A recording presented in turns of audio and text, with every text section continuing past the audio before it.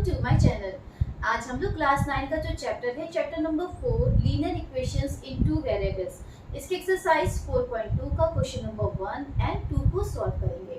Question 1 में हमें क्या गिवन है, which one of the following option is true and why.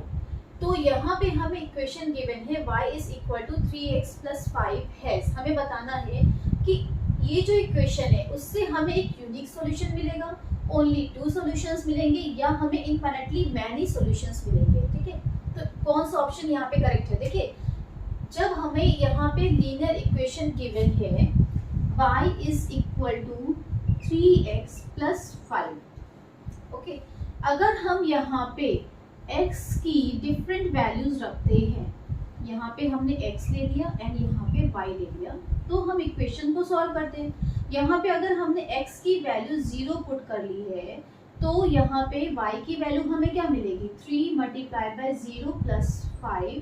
तो y की वैल्यू हमें मिलेगी, यहाँ पे ये टर्म 0 हो गया, y की वैल्यू हमें मिलेगी 5। ठीक है, तो यहाँ पे हमने 5 रख लिया। अब अगर सपोज हम यहाँ पे x की वैल्यू 1 रखते हैं, तो x की वैल्यू 1 रखने से यहाँ पे y की वैल्यू हमें क्या मिलेगी, 1 multiply by 3 plus 5। It means इसकी वैल्यू हो गई 3 प्लस 5 8। ओके, यहाँ पे वैल्यू आ गई 8। अब अगर हमने यहाँ पे सपोज -1 रख लिया, ठीक है, नेगेटिव नंबर्स भी तो रख सकते हैं, तो यहाँ पे अगर हमने -1 रखा है तो y इज इक्वल टू क्या हो जाएगा, 3 multiply by -1 plus 5। It means -3 plus 5। It means y की वैल्यू हमें क्या मिल रही है, 2 मिल रही है। ठीक है, इसी तरीके से अगर सपोज हमने यहाँ पे -2 ले लिया, ठीक है, -2 ले लिया है, तो y की वैल्यू हमें क्या मिलेगी, 3 multiply by -2 plus 5। It means -6 plus 5, और यहाँ पे वैल्यू क्या आ जाएगी, -1 आएगी। ठीक है, तो यहाँ पे हम देखिए x की कोई भी वैल्यू ले सकते हैं। यहाँ पे हम चाहे नेगेटिव रखें, 0 रखें, पॉजिटिव नंबर्स रखें, तो यहाँ पे जैसे जैसे हम x की वैल्यू जो भी रखेंगे तो हमें कोई ना कोई y की वैल्यू मिलती ही रहेगी, है ना, उसकी कोई लिमिट नहीं है, ये एंडलेस है। तो यहाँ पे हमें जो सॉल्यूशंस भी इसके मिलेंगे वो हमें इनफाइनाइटली मैनी सॉल्यूशंस मिलेंगे। क्लियर? तो यहाँ पे थर्ड वाला ऑप्शन करेक्ट है। यहाँ पे इसका रीजन लिखेंगे, because for every value of x we get corresponding value of y and vice versa। ठीक है, इसका क्या मतलब हुआ, क्योंकि जब हम कोई भी x की वैल्यू लेंगे तो हमें उसकी करस्पॉन्डिंग y की वैल्यू कुछ ना कुछ मिलेगी। अब इसी तरीके से अगर हमने y की वैल्यू कुछ ली होती तो हमें x की वैल्यू मिलती जाती। ठीक है, तो वाइस वर्सा इसलिए कहा गया क्योंकि अगर हम x की वैल्यू पुट कर रहे हैं तो हमें y की वैल्यू मिल रही है उसके करस्पॉन्डिंग। ठीक है, जो वैल्यू हमने ली है इसके करस्पॉन्डिंग, और अगर हम y की वैल्यू लेते हैं तो हमें उसकी करस्पॉन्डिंग x की वैल्यू मिलती रहेगी। अगर हमने यहाँ पे सपोज y की वैल्यू यहाँ पे 0 रखी होती तो हमें x की कुछ ना कुछ वैल्यू मिल जाती। ठीक है, तो ये हो गया इसका रीजन। क्वेश्चन 2 में क्या पूछा गया है, right 4 solutions for each of the following equations. यहाँ पे हमें हर एक इक्वेशन के 4 सॉल्यूशंस देने हैं। ठीक है, तो यहाँ पे फर्स्ट इक्वेशन हमारे पास में है 2x plus y is equal to 7। Okay, तो यहाँ पे इसके सॉल्यूशन देखते हैं।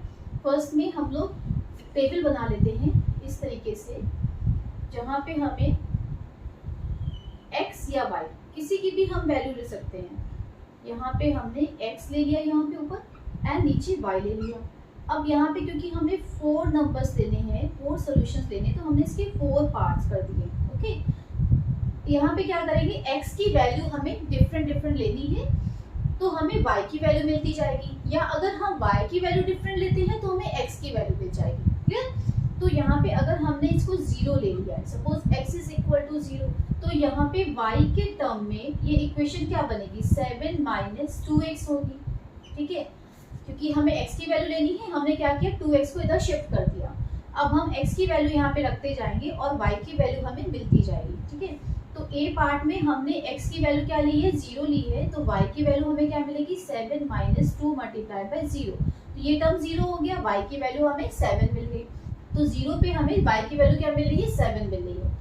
देन यहाँ पे हम x की वैल्यू 1 रख लेते हैं, तो y की वैल्यू क्या मिलेगी, y is equal to 7 minus 2 multiply by 1, it mean 7 minus 2, value आ गई 5। ठीक है, तो नेक्स्ट वैल्यू हमें क्या मिली, 5 मिली। देन हम लोग 2 रख लेते हैं, तो यहाँ पे सी पार्ट में y की वैल्यू हमें क्या मिलेगी, 7 minus 2 multiply by 2, it mean 7 minus 4, value आ गई 3, तो यहाँ पे 3 वैल्यू रख ली। ठीक है, फिर हम लोग यहाँ पे 3 रख सकते हैं, या हम माइनस में भी कोई नंबर ले सकते हैं, ये हमारे पास हम कोई भी वैल्यू ले सकते हैं x की।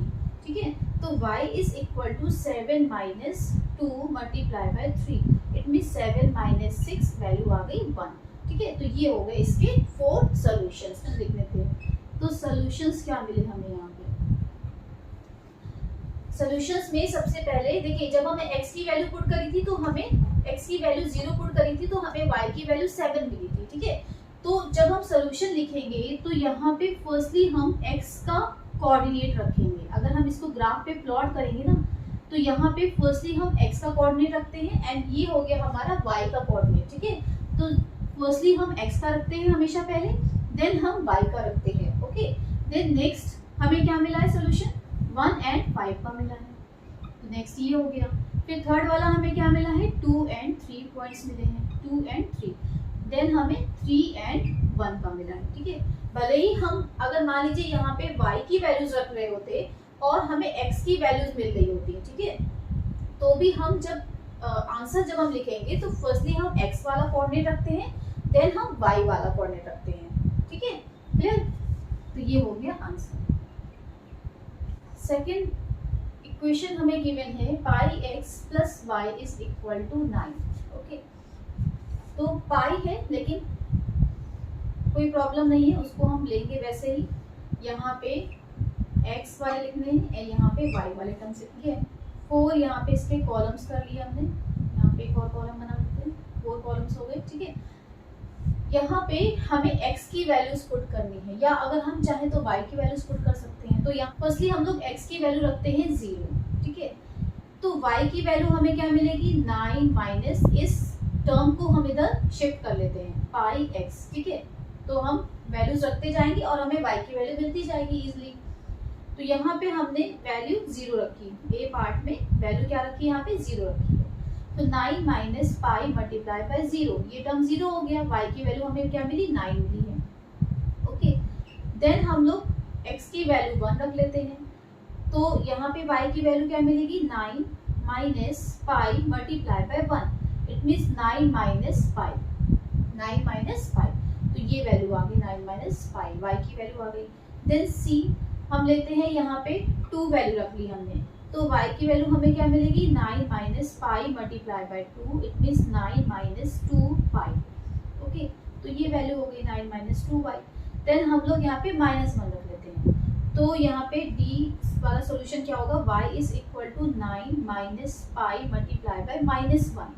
ठीक है, तो ये माइनस माइनस क्या हो जाएगा, प्लस हो जाएगा, तो 9 प्लस पाई हमें ये वैल्यू मिलेगी 9 प्लस पाई। ठीक है, तो 4 सॉल्यूशंस हमारे पास में क्या मिले, सॉल्यूशंस हमारे पास में है, फर्स्ट हम क्या लिखेंगे, 0 एंड 9, सेकेंड हमें मिल रहा है 1 and comma 9 minus pi, third हमें मिल रहा है 2 9 माइनस 2 पाई, देन फोर्थ हमें मिल रहा है -1 9 प्लस पाई। ओके, तो ये हो गया इसका answer, x is equal to 4y। ठीक है, फर्स्टली हम लोग टेबल ड्रॉ कर लेते हैं, और यहाँ पे x एंड y ले लिया हमने, तो यहाँ पे 4 कॉलम्स ले लिए। अब हम लोग यहाँ पे फर्स्टली y की वैल्यू भी यहाँ पे ले सकते हैं। अगर हम y की वैल्यू 1 रखते हैं तो हमें x की वैल्यू क्या मिलेगी, 4 मल्टीप्लाई बाय 1, इट मीन्स 4 मिलेगी।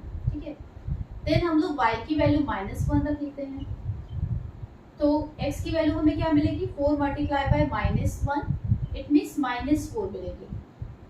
देन अगर हमने 0 रख लिया तो x की वैल्यू क्या हो जाएगी, 4 मल्टीप्लाई बाय 0 मीन्स 0। ठीक है, 0 पे x भी 0 है। देन d वाला y की वैल्यू अगर सपोज हम 2 रख रहे हैं तो x इज इक्वल टू क्या हो जाएगा 4 multiply by 2 is equal to 8। तो यहाँ पे सोल्यूशन हमें मिलना है 2 and 8 का। ठीक है, तो हम ऐसे ही कोई भी नंबर लिख सकते हैं। तो यहाँ पे हमें सोल्यूशन क्या मिलना है,